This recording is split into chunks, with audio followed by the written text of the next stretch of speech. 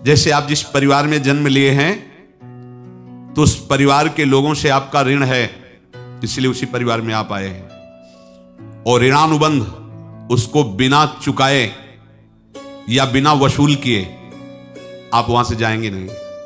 आपको लेना है तो वसूल करना है और देना है तो चुकाना है। ये पूर्व के जन्मों से निश्चित किया गया है। जीव का जन्म कर्मों के अनुबंध से होता है, कर्मों के बंधन से होता है, और उसको अपना ऋण चुकाना होता है, कर्मानुबंध। जैसे किसी के यहां पुत्र हुआ, जन्म से ही पैसा खर्चा शुरू हुआ, बड़ा हुआ तो उद्दंडता के द्वारा मार पूरे परिवार को क्लेश पर क्लेश देता चला जा रहा है। ये तुम्हारे कर्म का फल है।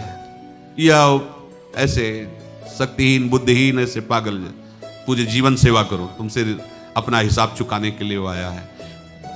अब परिवार के जो सदस्य जुड़े आके, मेरी पत्नी आते ही पूरी हृदय में आनंद, परिवार में आनंद, और जीवन भर वो आनंद ही सुख देने के लिए उसका जन्म हुआ। वो अपना ऋणानुबंध मुक्त।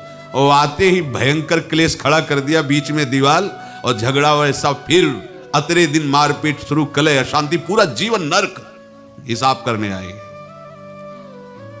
यहां ऋण चुकाए बिना कोई जा नहीं सकता, ऋण चुकाना पड़ेगा। किसी का ऋण वसूल करना है तो किसी को ऋण चुकाना है, दोनों काम करने होते हैं। अनेक जन्मों में अनेक लोगों के साथ हमने जो बर्ताव किए हैं, अच्छे या बुरे, वो होंगे। अब किसी आदमी को हम जानते नहीं, अचानक मिला, अचानक टक्कर लगा और मार पीट गाली गुप्ता सब कर दिया, चुपचाप सह लो। क्यों? ये आपका हिसाब है, पूर्व का हिसाब। हमारा उससे कोई द्वेष नहीं, कोई संकल्प नहीं। अचानक घटना घटी और हमसे द्वेष करने लगा, हमें पीटने लगा, हमें गालियां दे, ये हिसाब है, चुपचाप सह जाओ। अपने घर का भाई ही भारी दुश्मन बन गया और क्लेश दे, हिसाब है।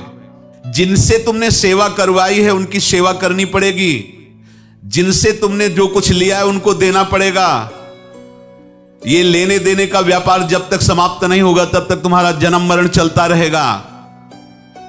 अब आपको यहां समझना है, यदि आपसे किसी ने पैसे लिए बेईमानी करके नहीं दे रहा है तो आप उसको गाली मत दीजिए, आपने बेईमानी की थी इसलिए आपकी बेईमानी हुई है, ले गया, कोई बात नहीं है, बंधन से मुक्त हुए, जो बोझा था चला गया। उसको ऐसा ना देखे कि ये बेईमान हमारे रुपए मार लिए, अब जो कुछ होगा देखेंगे।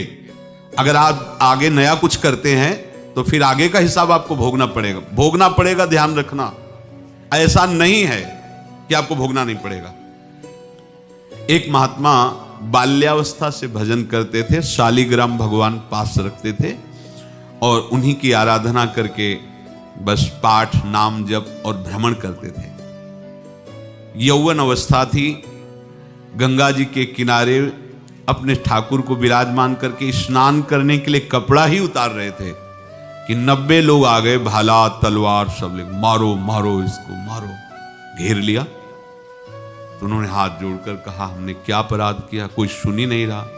तो उन्होंने कहा, मार तो डालोगे ही आप 90 लोग, हम कोई अस्त्र शस्त्र तो लिए नहीं, एक बार हमें गंगा में डुबकी लगा देने दो और अपने ठाकुर को स्नान करा देने दो, फिर इसके बाद आप मार देना। भगवत इच्छा से वो लोग रुक गए, स्नान किया और अंदर से प्रार्थना की, प्रभु ये क्या लीला है आपके सिवा मेरा कोई है नहीं और ये मुझे मारना चाहते हैं।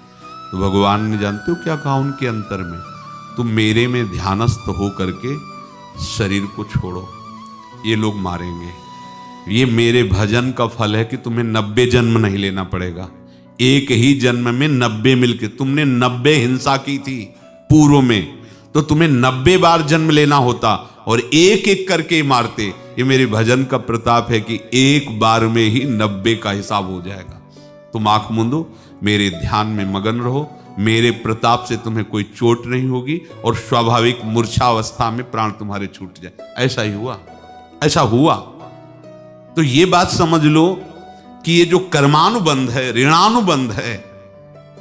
आप देखो, अगर शाप महात्माओं ने दिया कि तुम्हारे वंश का इससे विनाश होगा, तो भगवान भी परम धाम जा रहे तो उसी कील से, बाण की नोक में जो मछली लील गई थी, छोटा कण, उसी से की नोक बनाई और उसी नोक को प्रहार किया।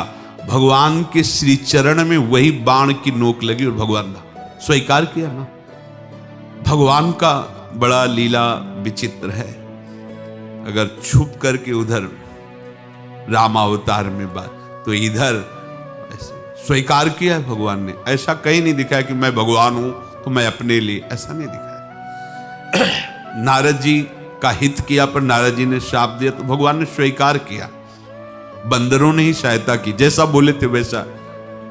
ये लीला इस शरीर में भोगनी पड़ेगी। हाँ, ज्यादा को कम में भुगता देंगे, पर अब अगला शरीर ना मिले इसके लिए सर्वतोभावेन भगवान के आश्रित हो जाए।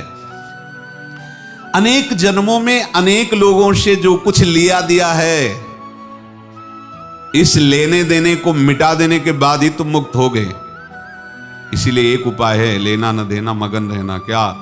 मालिक को समर्पित हो जाओ, मालिक को अपना माना हुआ समर्पित कर दो, खत्म। अहम त्वाम स्वरूपापेभ्यो मोक्षयिष्यामि, सब खत्म। आगे पीछे लेना देना सब खत्म। एकादश स्कंद में भगवान श्री कृष्णचंद्र जी ने कहा, जो मेरे चरणों का आश्रय लेकर भक्त मेरा भक्ति करता है, उसके पितृ ऋण, मातृ ऋण, देव ऋण, ऋषि ऋण, सब ऋणों से मैं मुक्त कर देता हूं। बस यही एक उपाय है।